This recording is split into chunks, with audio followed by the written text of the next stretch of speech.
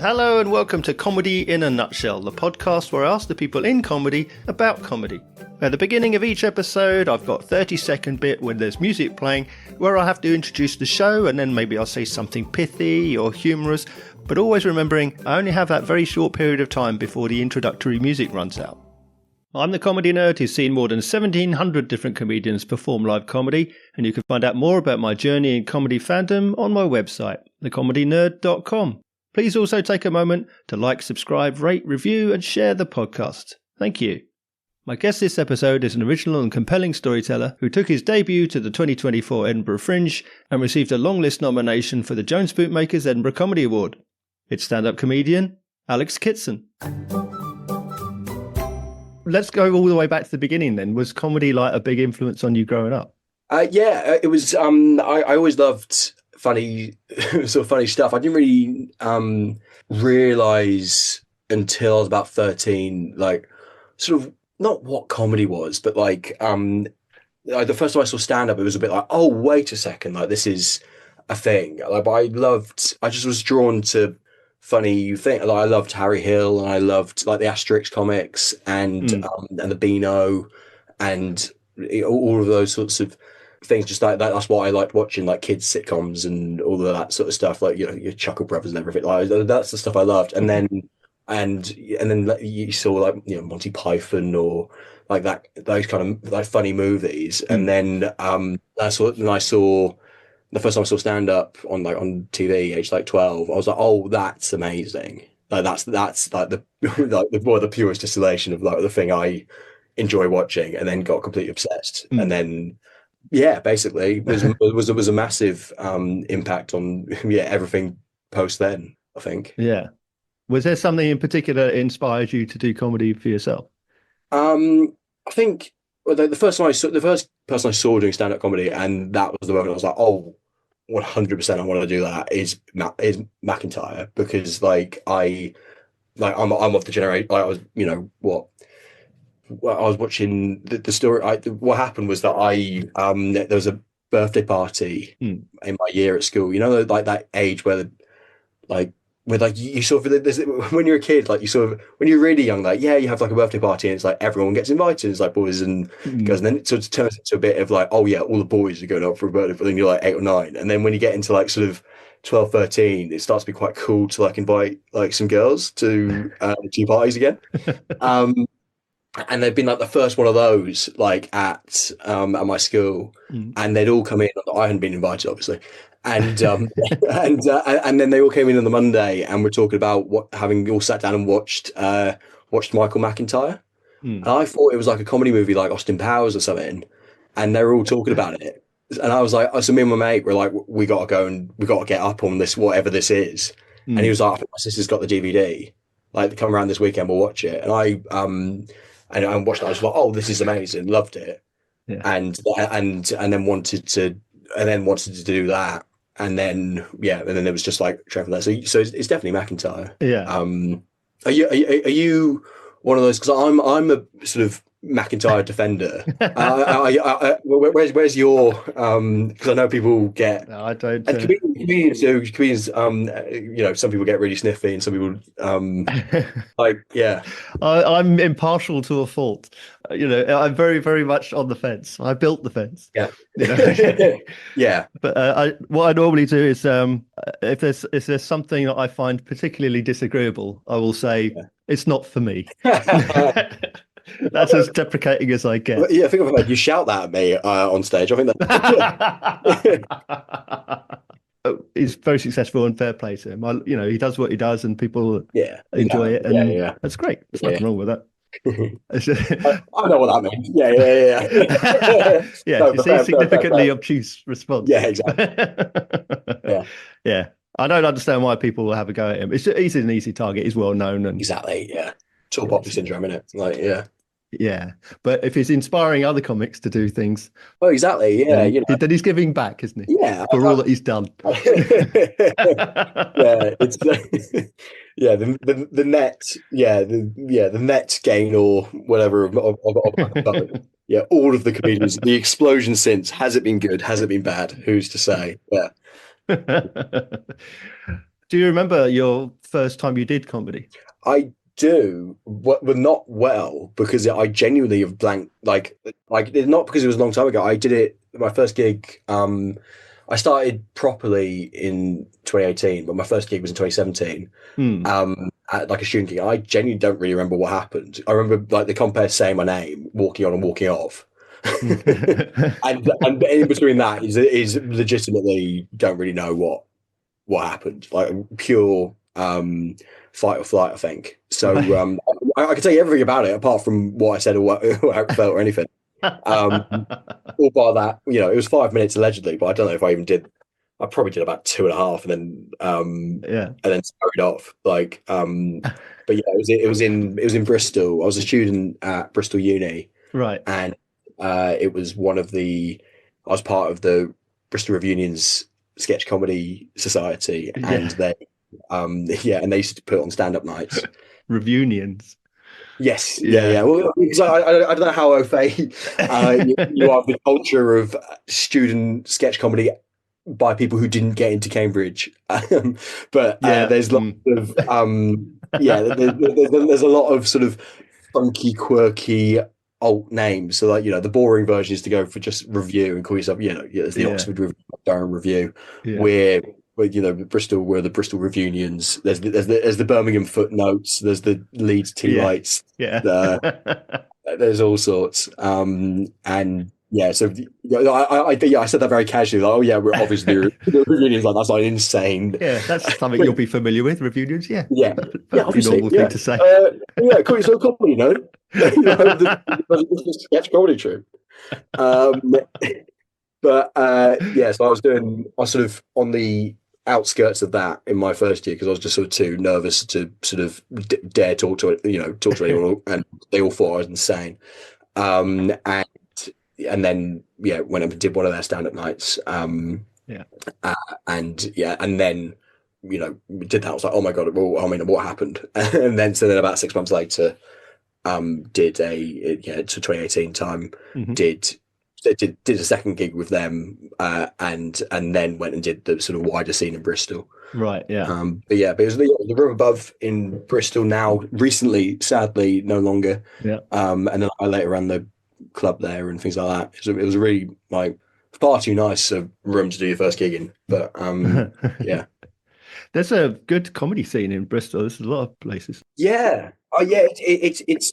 I was so lucky. I just sort of stumbled into what was a very at the time sort of burgeoning scene. Like, there wasn't many comics yet, Mm. and there wasn't many gigs, but something was happening. Yeah. And I'm sort of very, very lucky to be sort of the first generation of new comics to sort of really benefit. Really benefit from that from the off. Like, Yeah. because, like, there was just suddenly quite a lot of people had sort of started a couple of years beforehand. So people like Morgan Rees Yeah. and your Louise Lees and Hmm. Jeff Lynne, David Hoare, Yeah. and who has written DJ doesn't just stand up anymore, but was brilliant. And Tony Quixote similarly Hmm. ran a lot of gigs, and lots of very, very friendly, supportive people.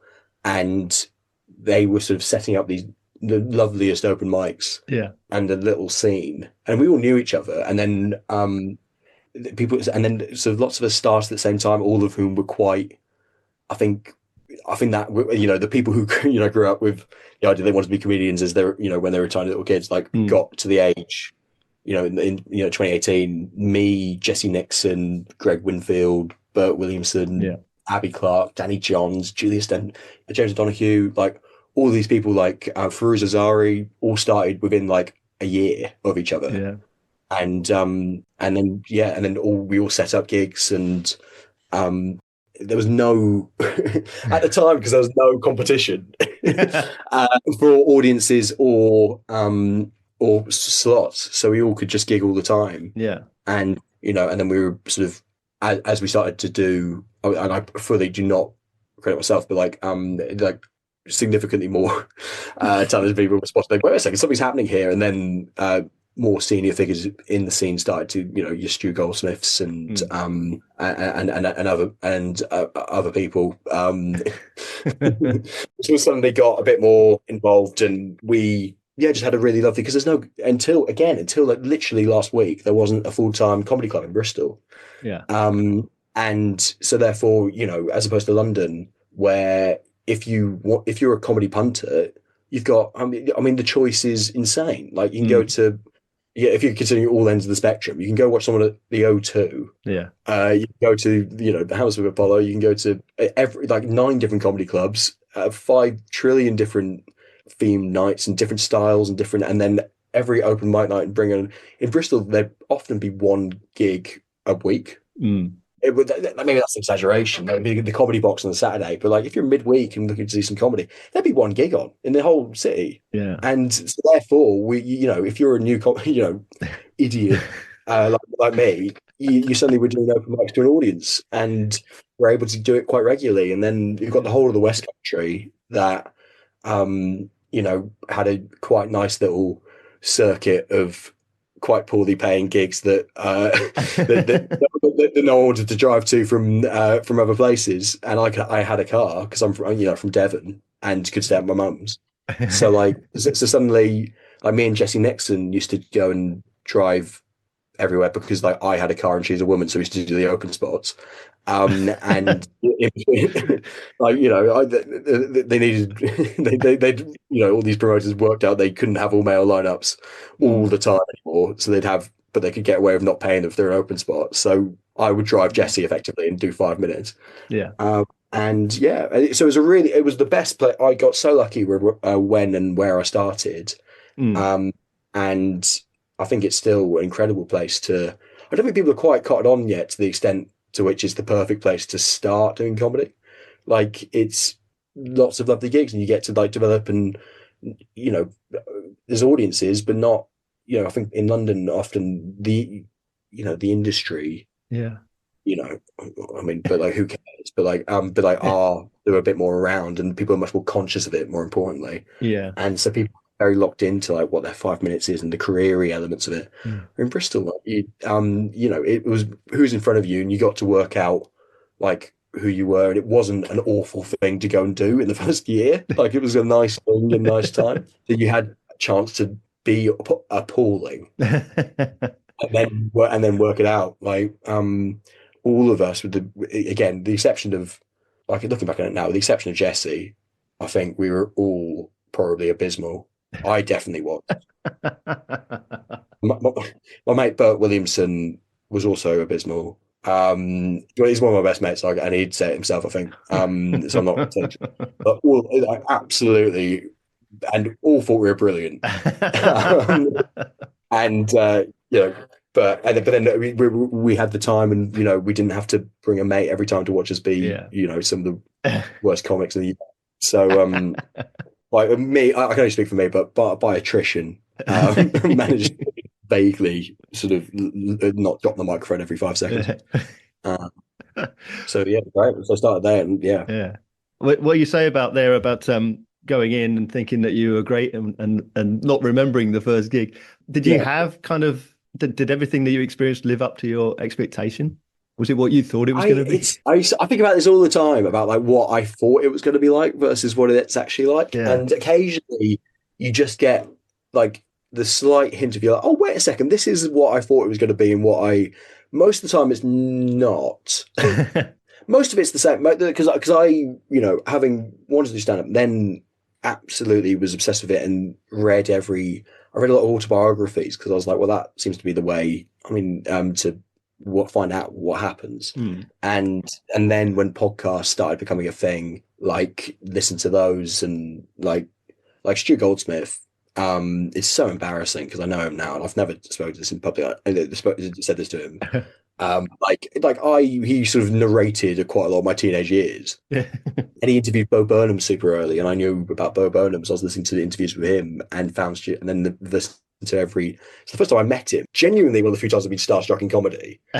And but yeah, so I knew probably more than, I didn't think it was going to be like Apollo from day one. I think I knew that, but the extent to which, but I think some of that information was slightly flawed and from a slightly different era, because I think that, I ended up in Bristol largely because I'd heard, Russell Howard and John Richardson and Robbins like talk about like early days in Bristol, Yeah. and like and all of that sort of stuff, and part of the reason why I tried to apply to Bristol, I can't believe they let me in, but like was because I was like, oh, there seems to be something there, and but like yeah, and I listen to. Sometimes I remember what the sort of things they used to, the way they describe their sort of life as like newer comics in Bristol in like the mid-noughties. Yeah. And it's a completely different world. It's mad. They're like, oh yeah. And like I've met him once. He would never remember who I was, but John Richardson, I gigged with him in Bristol. So lovely, talking about like, being, you do not make a living. Like, they were pro comics within like a year. Like Robbins quit his job like within like a month, and then they all like in Clifton, which is like in a lovely area of Bristol. And I'm sure it was more complicated than that. But you look at that, and you go, what? How? What on earth is going on here? And and yeah. So the most of the sort of reality, like I was like, oh yeah, you're gonna have to occasionally change in a toilet, or there's a lot of driving in service stations. I think I think some other stuff's changed around it, and like the amount of comics and the supply and demand and the money and everything, and obviously social media now is it's not the stuff that I thought would be. Occasionally, you do see something incredibly old school. I really love it. Like there's a few people in comedy who are sort of a bit older now, but are like what I imagined people who worked in comedy would be like. They're all like sort of like easers and flat caps, being I think you're all right. I think we're a bit of work. I think you'd be all, and you go like, that is amazing. You're great. Like what you you're like you're from a movie, and but like that's I think it's changed. It's changing a lot, but I think I can. I think starting when I did, I think I saw like the last ends of a lot of stuff. Yeah, and then I'm seeing a newer era now. Yeah, and yeah. I don't know if that's answered the question. I don't remember what the question was. Good, because I think you asked what my name was. I think that was. I just said hello. You started talking. Yeah. I just started talking. Yeah. What about the character of you on stage? How much of that is you, and how much is it a role you're playing? I think it's. I try not to give the sort of cliche. It's a heightened version of me, but like it sort of came out of. It is me, but it's. I think it took me quite a while. Being incredibly rubbish in Bristol, but like I eventually sort of worked out that when do I feel funny like off stage? When do I like feel funny, and like when am I like, oh wait a second, I think I'm being funny? And it was when my mates from school like took the piss out of me, and like I'd be talk about something and they'd say something and I'd be arguing back, and we'd have like some argument where I'd get stressed about something, like be really insistent that I'd be super insistent I was right about something, or wouldn't back down, or got pedantic, or didn't understand something, and then got for various, and they'd all be like, no, that's not what's going on. I'd be like, no, you're stupid. I was like, oh, that's when I feel the funniest. I'll try and like be a bit more like that on stage. So because when I started, everyone was like, I used to hate it, but I think rightly so. Like it's gonna sound like a humble, I don't know, even a humble brag, but like people used to be like, oh, you're so nice on stage. So I was like 20 and like middle class West Country boy, and like I was so nice, and I was like, okay, that's a good thing. I think like I'll lean into that. I think I'll be like the nice guy, and I really love and I like positive comedy. I've never been like a fan of like explicitly negative comedy. Like I'm seeing, because I was like so new and like an open spot and doing open mics and stuff. There'd be people who did like comedy courses, and on the comedy course they'd be like, pick something that makes you mad and talk about that, and that's like, it's a good write exercise. But like I was never like, well, what's the point if we're all going to stop and start shouting about what annoys us? Like, that's not. like I used to listen to like Pete Holmes's podcast as a teenager. I loved Pete Holmes, how like and it really was, it's a different angle, like how positive he was. So I was like, great, I'll be nice, I'll be like that. Yeah. And it was just really bland, not very me, and so very fake and like just very. I mean, I absolutely, the videos now are are just appalling. It's just so pathetic. Um, but like, and then it's like, well, that's not what I did. And I did some absolutely like bombed so hard, like at some at some of my first like proper pro gigs. Yeah. It's like, oh, this is just not, everything's wrong. Yeah. And then I so went back, so right, so it developed out of that. It's like, oh, so this is me. The thing about it is I try and get the audience to feel like they're taking the piss out of me. So I'll say something stupid or say something insane, and then act off that and try and defend it in a sort of sillier way than, because I think it's probably not dissimilar to like a sort of I'm not a, not that I'm not a fan, but I'm not a Bill Burr head, but like in that sort of structure of like, you say something and then you defend it. Yeah. Like, I think it's probably similar to that, but hopefully sillier and a bit less abrasive. Yeah. So that's how it develops. It's me when people are taking the piss out of me, and I get very offensive. And start saying insane whatever I can say to like, they get out of it. And that's that development. That's Well, we'll talk about your Edinburgh shows shortly, but obviously, as a circuit performer doing 5 minutes here, 10 minutes there, are you comfier now that you've got an hour show that you can spread your wings and be a storyteller, or do you enjoy sort of jumping on doing shorter form gags? I think part of the, I think definitely the hour, stand-up's like anything else, like the more you do it, the better you get. And like doing the hour, obviously you're doing an hour on stage every day, you've got an hour's worth of material in theory. Or you just talk slowly. Yeah, just look at your watch for a bit, play a game. Well, see any good shows today? What do you? I want to talk to you guys. What? I didn't pay for that. What are you doing, mate? You charge your mates to go for a pint with you. What are you talking about? It's like obviously, I do feel more comfortable with because I was doing the Club 20 I've been doing, because also this is the other advantage of the West Country is that you start doing longer sets way sooner. So like something like even doing 10s is like quite a big step up for a lot of London acts because they're so used to doing 5s on the Bringer circuit. But like I was doing 10s within my first like 2 gigs. I think my second gig was a 10 because like there wasn't I think I closed my second gig with 10. No, that's not true. I think my third gig I closed. My first gig outside of the student thing I closed with 10 minutes because I'd done it before. Like like that level of that was the sort of bar. And so you're doing 20s in the West Country, and I used to be the old phrase. Used to be like, like every London act has a really tight 5 and every Bristol act has a really woolly 20. And I was definitely a woolly 20 guy for ages. And I used to be like, it was because I tell stories actually. But I think in reality, I think the gag rate wasn't that high.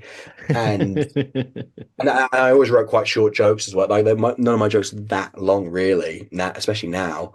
So I think I like doing both, and I because also I'm very, in terms of 5 minutes, I've never been good over 5 minutes, partially because of like not having to start and get good at them in the same way you do in London to have to progress.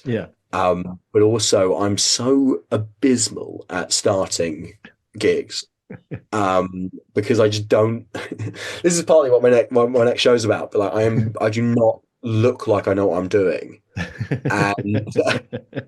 And that's a part of the point. But like in the 5 minutes, and why gong shows for me are so hit and miss. Well, I've only done a couple of them because I didn't have to do them when I started, and then I moved to London, and you win some and then you get gonged off in 2 seconds another, and you go, this is insane. But like I walk on and sometimes takes a while for them to trust that I'm not Mm. like totally shit. Because I stutter and like I say, like I'm trying to get the audience to be in the position where they're taking the piss out of me. Mm. Like that sometimes that doesn't look deliberate.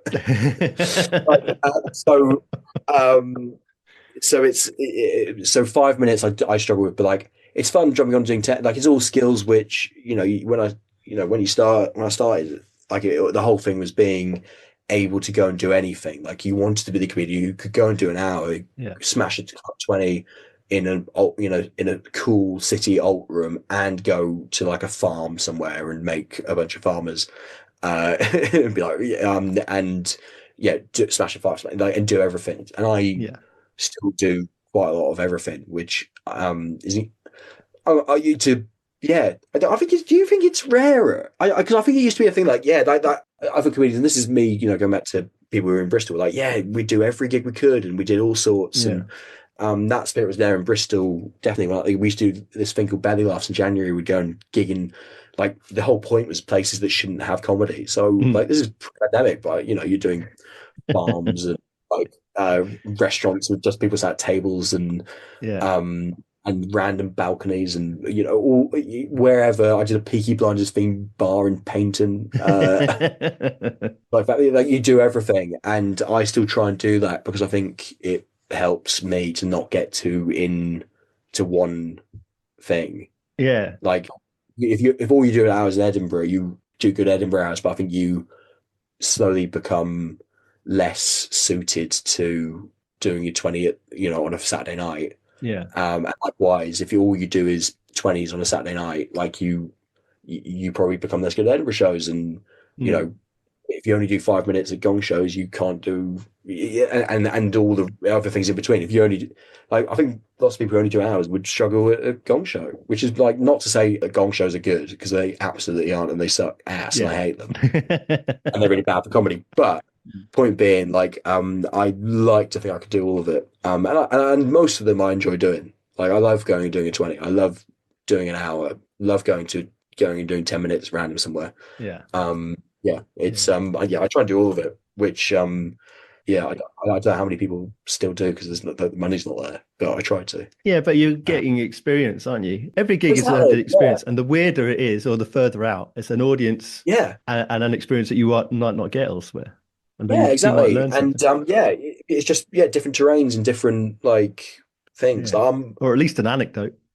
Yeah, exactly. Are you a cricket fan? No, I'm not. No. No, that's all right. I mean, people never are. I always end up sort of going to cricket analogies that people hate, and but yeah, like you just got different, how to approach different things. You got a different problem. How do you fix it? Like that to me was the job I always wanted to do, and like, obviously there's a massive benefit to being a specialist, and especially to having like an audience and doing a thing that people love, and 100%. Yeah. And I still so secretly hope you can do both. And I think that's definitely possible. Well, it's definitely possible, but like, I hope I can do that. That's a completely different thing. Like, yeah. No one says it's not possible, Kitson. Like, yeah, Lee Evans can do both. Yeah, can I? I hope so. And I think, I need more practice than a lot of people. Well, let's talk about Edinburgh a little bit. This year, you did your debut show, Must I Paint You a Picture, in a yurt. Yep. On Potter Row. First of all, were you conscious of this being your debut, your introduction to the industry, if you like? Yeah, I was, because it sort of turned into this sort of quite big thing, the idea of doing a debut, and because of the way I've got theories about debuts and industry and all of that sort of stuff, which I can happily bore you with for hours if you want to. But I'm pretty against the idea as a principle. But because of the way my career started, so I started in 2018, did comedy for a couple of years, felt like I was just about working out what I was doing as the pandemic hit. And then Bristol recovered quite quickly, the comedy scene, from the pandemic. And so was gigging quite early on after and regularly in between the lockdowns, Yeah. and then sort of tried to go, managed to, because my only dream ever was to go. So this is too much boring detail. Basically, I sort of was thinking about doing did a split bill in 2022, Yes. because that was the first Edinburgh I sort of managed to do as a stand up. Because I'd been doing sketch comedy at the ones before the pandemic, Yeah. and immediately moved to London, and was like, okay, I've done Edinburgh. I don't do like my solo show. My first time I'm ever doing stand up in Edinburgh, that I knew was a mistake, and I'd got offered the AAA stand up thing. So I was like, I'll do that. Great, perfect. That's a great way of doing Edinburgh. And then because I moved to London, then that autumn, I went, you know what, I'm going to take the pressure off Yeah. any potential thing, like trying to write an Edinburgh show and move to London and introduce myself to everyone, and all of that. So I'll do a work in progress and take the. So in the end, I accidentally ended up doing the sort of thing where you've waited a while to do your debut, Yeah. um, and therefore, and it's so hard to not get caught up in the sort of that idea and all of that, and Yeah. because now Edinburgh is such a financial sort of it's so mad financially. Yeah. You sort of go, well, if you are doing your first show, you might as well make a shout about it, because that means more people are going to come, Yeah. and people are a bit more, and you do get those, like you say, like industry, but like, to be honest, who's coming, who's at Edinburgh, who can afford to be there? A lot of it is industry. Yeah. So it's like, if the agent's assistant's PA's cousin likes you, who's sleeping on their floor, then that's probably a lot of your target audience. So like, I tried to. I was conscious of it, knew it was happening, obviously, and wanted it to be good because I knew people would come, and I really wanted to get. At the time, I think I was like really, trying to get like an agent, and trying to. I really wanted some nice reviews, because I hadn't really done very well in the competitions and everything. But for multiple reasons, mostly due to me being rubbish. Because again, like, you enter, so you think you're funny, unceremoniously booted out of that and all of the other ones, and then didn't get, because I wasn't very good pre-pandemic, and then came out the pandemic, and so suddenly actually I wasn't actually the competitions that were going, I probably didn't qualify for, and the ones I did were sort of again, don't want to go on a diatribe, but that hadn't happened. So I didn't really have any press quotes or anything that sort of I could send to promoters and say, oh look, I could do this, promise. Like, so was keen on that. So I got, JB was like, okay, so I'll get a PR, but I don't think I can afford to do a full whack thing, and I don't want to put more pressure on this thing I already think is too pressured and is not brilliant for everything. So and then I heard about the yurt, and was like, that it sounds really exciting. Yeah. and I think suits me because of exactly that. Like, because I started in those smaller rooms, and like I was saying about like the audience taking the piss out of me and stuff, if I can start with something to work against, Yeah. like, that's quite a good way of like introducing people to me. Yeah. And so and it's just a way in, it's a way to start. So and it suited the show I was doing as well. Yes. To be sort of a bit backs against the wall. I'm, screw all of you. Whatever angle I took with that, it suited me to be sort of a bit down and out, rather than being like, and it was devastating, and I really struggled to recover, or or whatever serious thing I was going to say while in like a thousands of pounds venue. I was like, you can't be doing too bad. Right?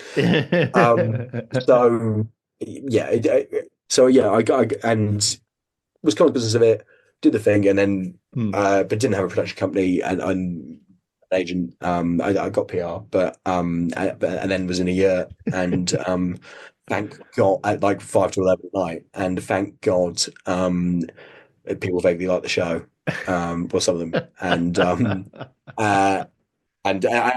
tricked me enough into writing a new show for this year.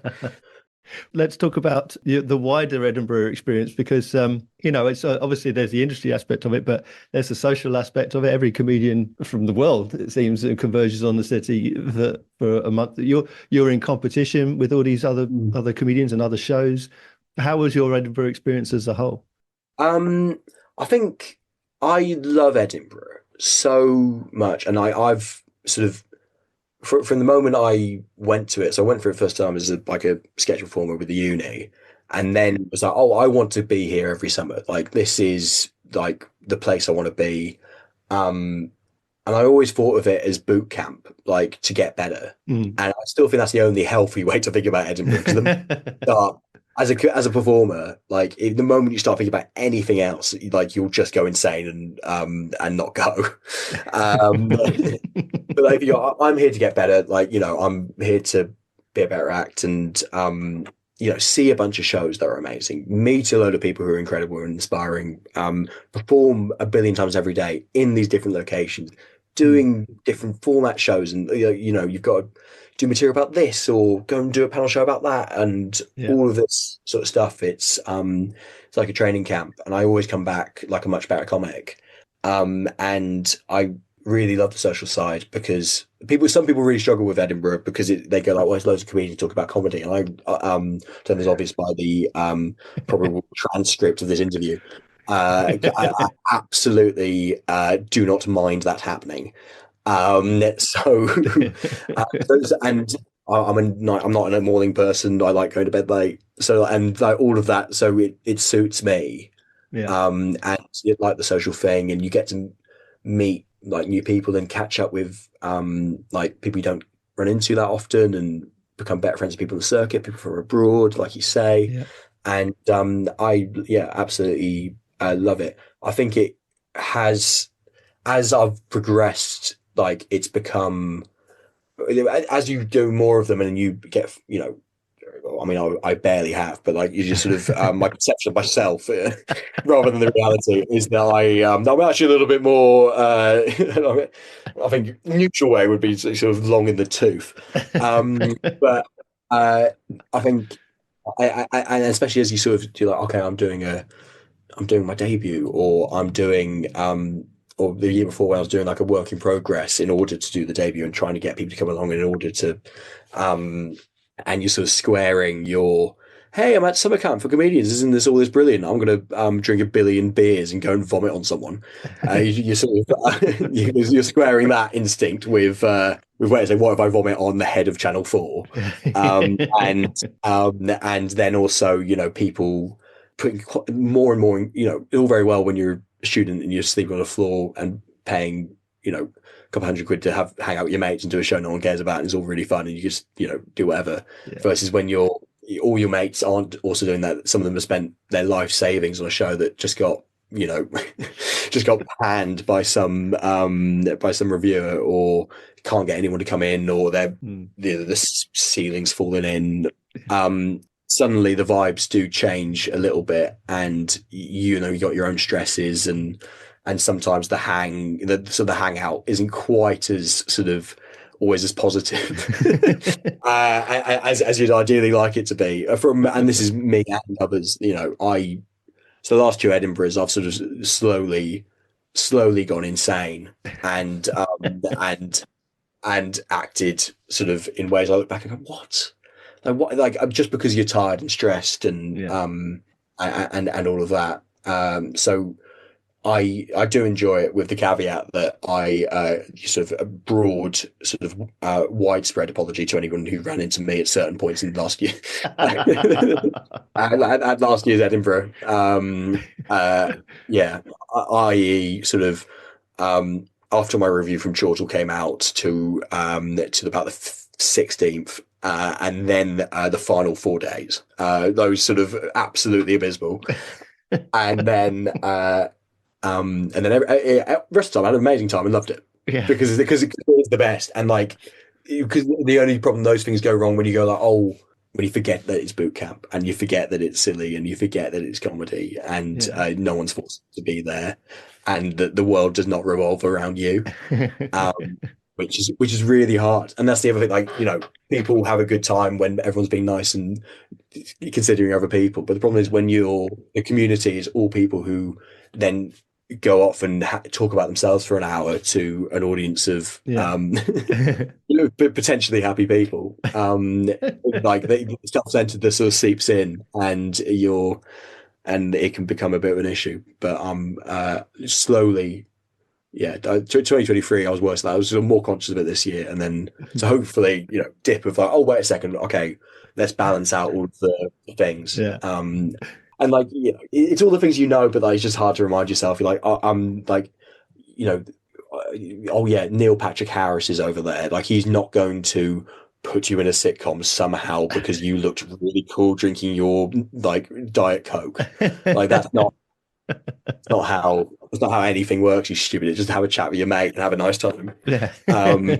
Yeah. So I love Edinburgh. I had a great time, but it's stressful if when there's money on the line and like you think your future sort of all your hopes and dreams pin on whether the person, a hungover student from Ed Fringe Review, decides that you're going to be the one they try out writing a disparaging review about. Like, there you go, maybe I'm this person, and then sort of write something, and and you're the unfortunate, and that's a stressful. But like, yeah, it's very easy for me to say all of that now. If you interview me in August, I'll absolute diatribe about how the world is sort of biased against me personally, and I literally was just in the person's courtyard, just sort of with my mates, and them going like, "You like, we've got to calm down." I was like, "No, you don't understand. Everybody out here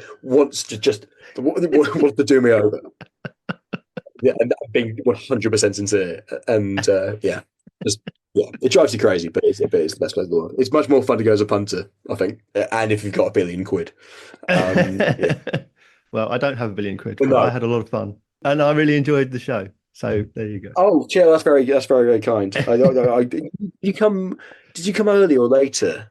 How bad was the sound with the soundproofing? How bad was the outside? Oh no, there wasn't too much bleed on it. Oh, great, amazing. Okay, phew. Yeah, the yurt didn't have soundproofing for a fair bit of it, which is quite stressful. I had quite a lot. I had to run out the tent and tell. Like, oh yeah, some guy did jump on a piano. Oh, so there was a 2-minute pause to tell him to wait till the show's finished. So that was an interesting musical interlude we had. Yeah, so I made some mistakes not having someone on the door to do. So I had to run out the tent and actively leave my own show. Well, I mean, that's part and parcel again of the whole Edinburgh experience, isn't it? Yeah, I think so, but then other people don't seem to have that. So I don't know.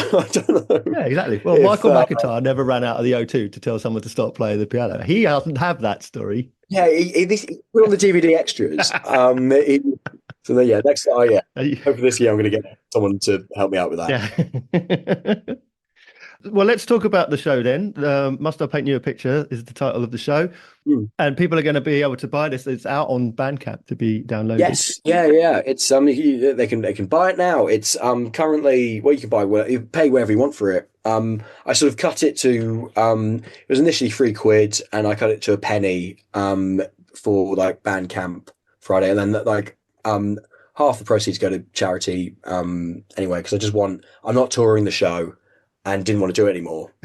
So I was like, well, I'll just stick it. And then I don't put videos out for various reasons. And so I really love comedy albums. So I was like, well, I'll just put that out on Bandcamp, and if people want to, and I hope more do, that want it, and I want it to be worth something. But I think it's. But it was for various wanky, pretentious reasons. I've sort of, I think people should pay for things. And also and I've got a day job, which it makes things complicated. But so it's their minimum payment 1p, and it's my whole Edinburgh hour and everything. It's a more of a thing in the USA and Canada. They do release shows as albums, and we don't do that over here. It's interesting. I don't know how that. It's just a culture of. Occasionally, I remember comedians occasionally trying to like you'd go to like WH Smith and you'd see like Milton Jones had a CD or something. And cool. But it was a thing. I mean, I've got all the old Pete and Dud albums and things like that. It was all I don't know what happened. I think the DVD, but then I think conversely, our DVD market like really took off and VHS, and then they didn't quite have that to the same extent. They sort of kept with albums, and we sort of went on to DVDs. Yeah, I think. I'm sure people know more about this than me, but like, but yeah, I like comedy albums, and also, I mean, cost wise, people spend so much money filming their shows. Yeah. And half the time you don't need to, half the time they're a deadpan act. You don't need to film. I obviously know why they're doing it for, especially now for social media and stuff. But like, so it got to the point where I was like, I don't want to do my show again. And I definitely don't want to spend, I can't, even if I wanted to, I don't want to spend, people spend thousands and thousands of pounds to make it look like because you're recording it's a TV record that costs money. Yeah. And they privately fund it, stick on YouTube and everything. That's the model. And I just don't. And also the nature you saw the show, like the nature of the show, it's got a lot of bits in it. I think it's really funny, but the last sort of 20 odd minutes is not something that you can like clip up for socials. So in terms of value for money of filming it, how many people go on YouTube to watch an Edinburgh show? They might go on to watch a stand-up special, but like increasingly people would, if they'll see the TikTok clips beforehand, and you go, well, if I'm going to film if I'm going to spend that much money on filming special, I'll film it in a couple of years and do like a best of show. Mm-hmm. But like I'm in no rush to do that. I mean, my cantankerous social media opinions, but so basically CD is 1p, but people hate paying for things. So, and I genuinely don't mind if people pay 1p. I don't care. There's less money going to charity. Why don't you tell us what the show was all about? So if anyone wants to download it. So the show was about, so Must Have Paint You a Picture was basically the sort of jumping off point was someone told me to get basically I got told I was going to be on TV. I mean, in the loosest possible sense, and I was led to believe that I was going to be put on TV, and then was told I wasn't. That wasn't happening because I didn't talk about myself enough on stage, and that's just like a sort of line in the show that happens about 20% of the way in, but that's the jumping off point. And sort of like, well, why don't I want to talk about? These are all the things I don't really like. The dramatic questions. That for the podcast listeners, I shot myself in the head and had a wish some blood had splattered out the other side. But that's jumping off. So it's lots of, and why that especially affected me at the time, because I'd been going for a breakup and I was sort of in this job I didn't like, and had lots of routines about all of that, and then accumulating in this moment, and then talk about why because all of it came from a sort of fear of vulnerability, and exploring that and the reason why was something that happened to me when I was 19 in America.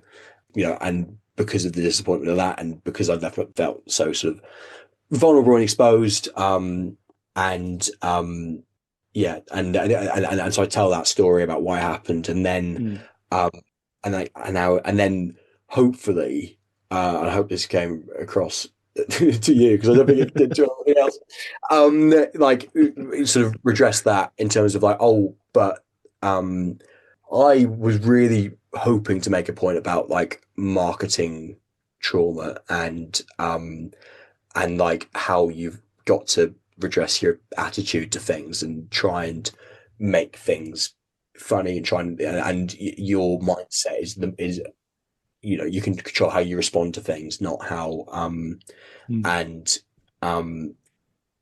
using the lots of things I talked about in the show to make that point. So I went to America because I was obsessed with US politics, and and and Obama and the idea of it sort of became I did this long speech that everyone hated about sort of cynicism and irony. Not everyone hated. I've got to stop. Throw myself under the bus, but about cynicism and irony and how it doesn't make us very happy, and you've got to sometimes cynicism and irony is often a defense response to looking vulnerable, and then I reveal a little bit more about the story and end it on that. So it's a big story about something that happened to me when I was 19, but there was a lot of jokes in it. So it's not, I'm not lightly tapping it because I don't want to talk. That's the whole point, certain review. That's that's the show, and if that intrigues you, as discussed, so available. There's unlimited copies left. Of everything you've learned so far, is there sort of one lesson that you've taken? Maybe something you would tell your sketch troupe self from years ago. What would you tell them about what comedy is to you now? I think the biggest things that helped my comedy were always trying to do something new, something different at every gig, and that can be super small. Because I think so many comedians I did for ages, and that bit of advice like completely changed my career. It was from Morgan Rees, because I think so many acts get I should think of a less disparaging name when I'm saying it publicly, but I call it open spot syndrome. Right. You get where you get so attached to your like 5-10 minutes that work. Yeah. Because starting comedy is so hard, and you so want to do it, and it's so tricky to work out what you're doing. So you often, when you start, you end up with some comedy that works if you do a certain amount of gigs. I used the phrase earlier because to describe me by attrition. You say 100 things, about 3 of them are funny, and you go, great, that's my 10. And that's 10 minutes of fun.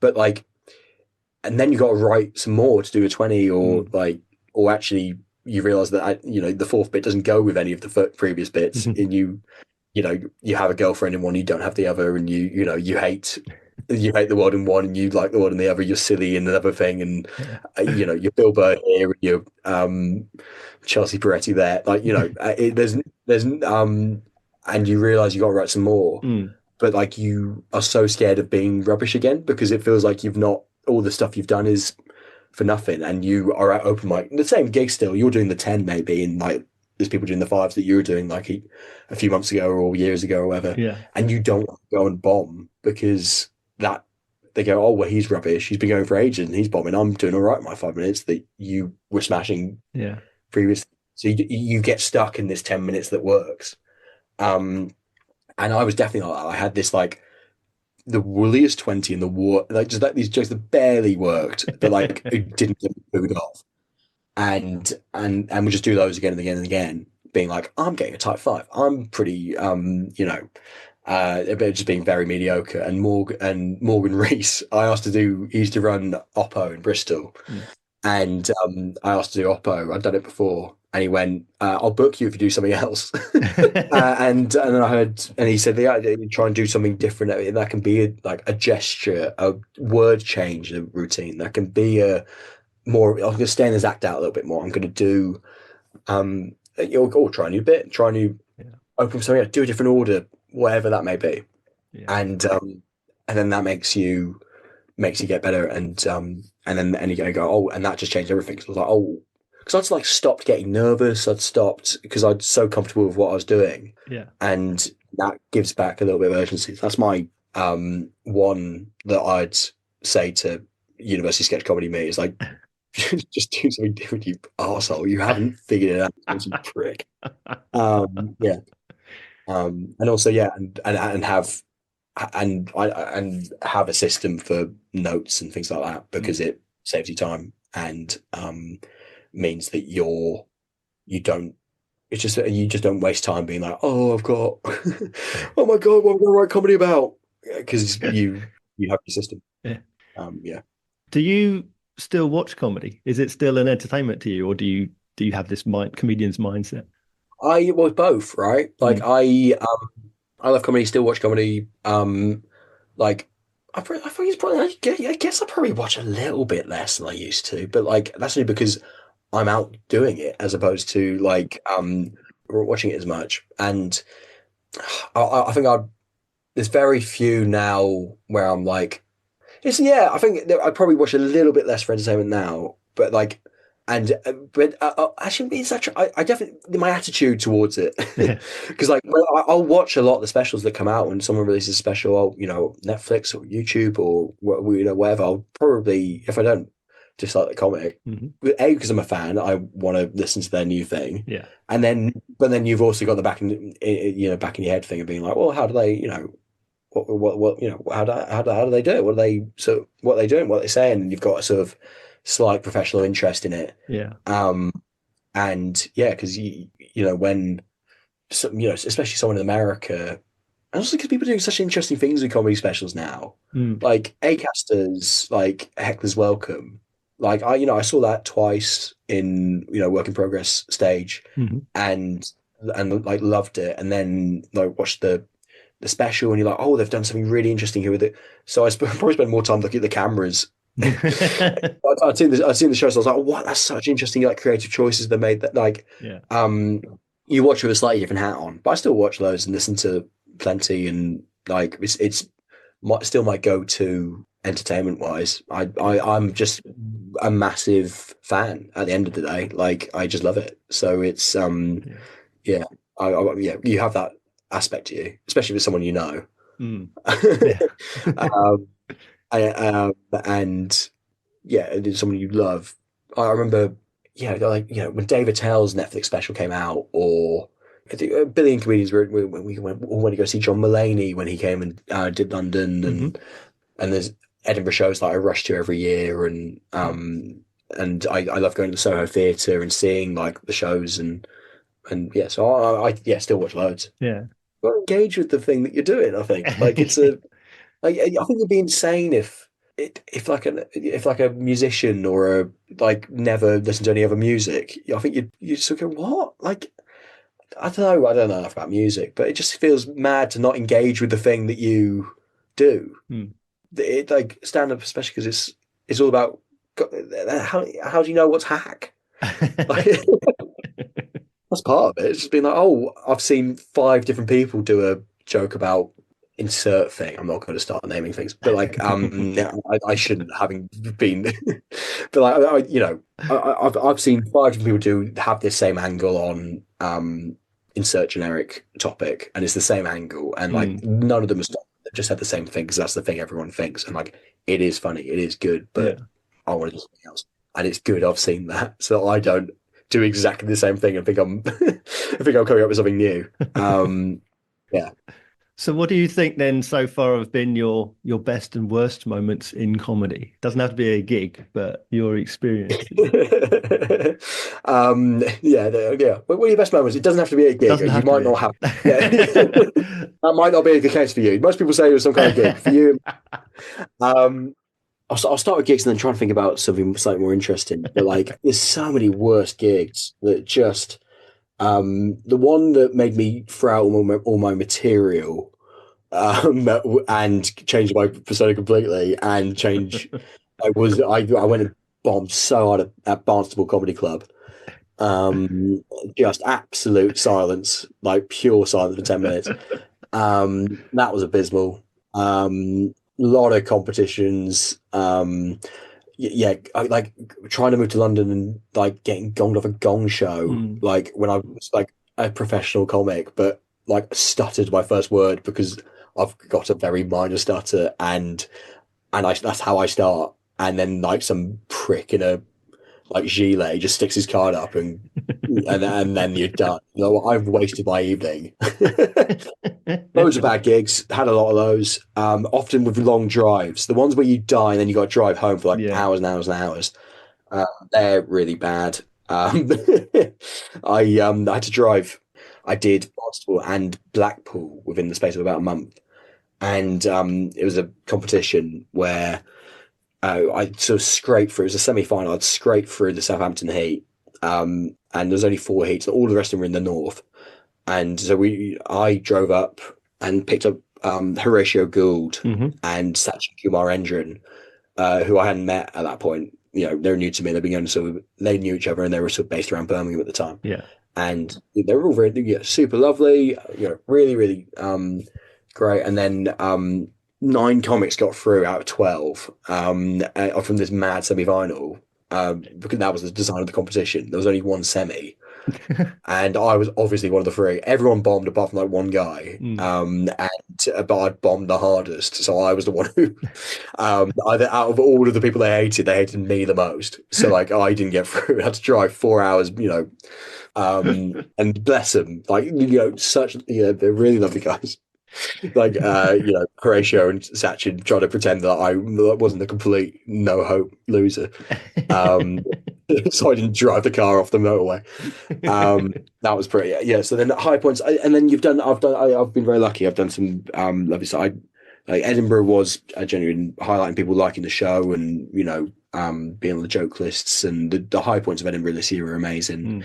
And I got to gig with Russell Howard in Bristol. That was a real because he is obviously the guy when I was growing up. West Country teenager Russell. In like the early 2010s. Like Russell Howard was the guy. And that's one more mates were like, well, that was great. Then off stage, I think I had some really lovely stuff at the clubs I ran in Bristol, in that like they been really successful. The actors that not really anything to do with me, but like just because they're in the right place in the right time, and then then other people took them on after me, and then I therefore can absolutely disgracefully ascribe their subsequent success to me me happening to be there at the start.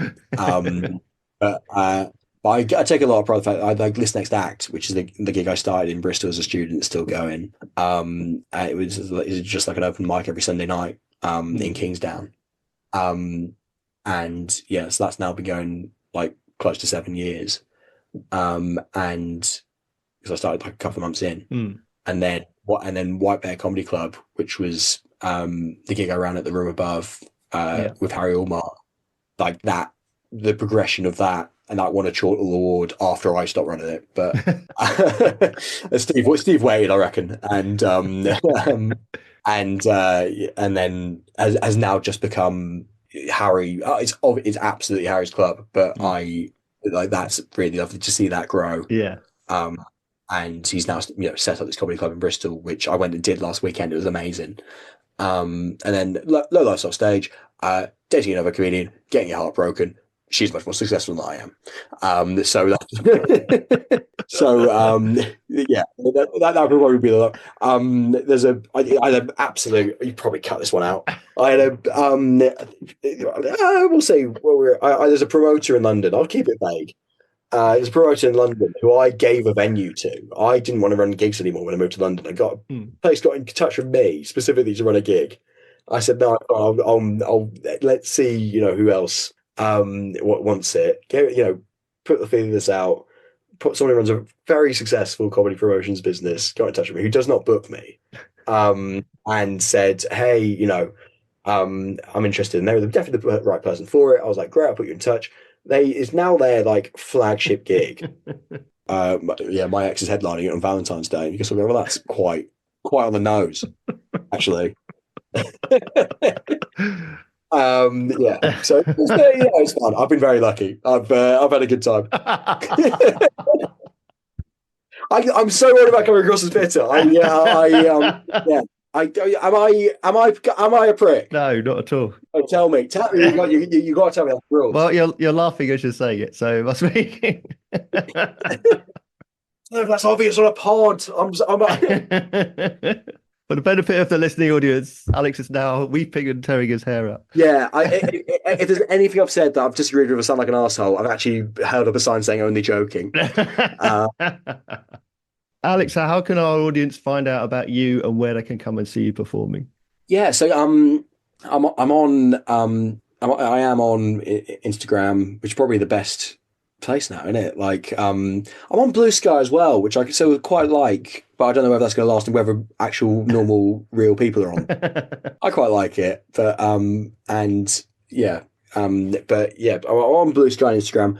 At Alex Kitson 0. I'm not a big video guy, so I'm not going to plug up your feed. And but the main thing I'd love people to there's a link tree in there you could buy the CD and stuff. I'd really love people to subscribe to my newsletter because I put a lot of effort into that, and that's where like the big updates will be. It'll be like, I only send a couple, and they always put something in it that's like hopefully interesting. I write short stories and stuff as well, and I've written a novel, and hopefully there's going to be some books coming out this year. So there'll be a novel and a collection of short stories is the plan, which is part of the reason also like all these self-imposed deadlines. But like they're coming out this year, so I put release the short stories out on the newsletter first, and I write long. If you enjoyed this in any way, shape, or form, you'll probably like the essays I write on there as well, because they're me talking, but much more succinctly about things like why I don't do online content and my experience at the Edinburgh Festival and getting incredibly stressed. So yeah, my newsletter is the main one. You can get that through the Instagram. It's on Substack, and I'm not really au fait with how people sort of search for a Substack. If you just type in Alex Kitson Substack, it's called Kitson's Email. It should be, if you can use a computer, I reckon you can do it. I should probably have a better way of just doing that. Just Google Alex Kitson Substack. Is that all right? Yeah, it's on your link tree. Yeah, I tell you what, you'll get it. You'll get there. Yeah, you'll get it. And if you can't, I don't want you. If you can't navigate your way around the internet, then what good genuinely, are you? like, I don't think you're going to like what's at the end of it, because it's got words in it. Yeah. So I like my newsletter. If that's probably the best place for like major things. If you want pictures of me at gigs every 5 seconds, reposted being with different music over the top, you can follow me as and then I've got previews and stuff. I'm doing Edinburgh again this year, and I've got some previews coming up. I'm doing them at Camden, and I'm doing one at the Bill Murray in London, and around the rest of the country as well. Couple in Bristol, couple in Exeter, got one in Swansea, and I'll go, and there'll be loads of other ones hopefully that are yet to I'm yet to do any of the paperwork. And then the Edinburgh show, which it's called, at the moment it's called This Is Water, and I think it's going to be good. I hope it's going to be better than Must Have Painted Your Picture. So if you like the funny bits of Must Have Painted Your Picture, hopefully you'll like this. If you hated all the bits that everybody, if you hated the bits that people didn't like about Must Have Painted Your Picture, it's got none of that in. So then my final question is the same question I always ask all of my guests. How would you sum up comedy in a nutshell? Oh, that's the one that I said I should prepare for that. Yeah, that's the one. Yeah. I think it's. I'll tell you what. I'll do the boring disclaimer, dancing around it, and then I'll. Because like obviously, I know. Obviously, it's like it's so subjective. What's comedy in a nutshell? It depends on your nut, who's to say George Carlin is comedy, but Harry Hill isn't, and all of that sort of stuff. All of that being said, I think comedy in the show. And also all the other things like making people laugh. You can't, not. The more interesting, subtle shade I like is I really like when things are honest. I think I really like it when it's truthful. I like obviously it's surprise, like a lot of comedy comes to surprise. I always trying to surprise people with the truth. That's what I try and do with a lot of my jokes, and like that's the sort of secret thing I try and do. That would be my sort of base instinct. The comedy in a nutshell is surprising people with the truth, but I disagree with that a lot. And now there's loads of exceptions. And you just got to be funny, because you can surprise people with the truth, and that can be depressing. So that's not true. So I think comedy in a nutshell is there is no. I don't listen to Alex Kitson. I think that's my. I don't know anything. That's comedy. That's comedy in a nutshell. I really try to know everything. I can't know everything. Um, and you catch me on a bad day, and I'll go. I know everything, and I absolutely there's no rules. There's no rules. How's that? Beautifully put. Thank you. Alex, thank you so much. It's been really great talking with you. Thank you. Oh, it's a pleasure.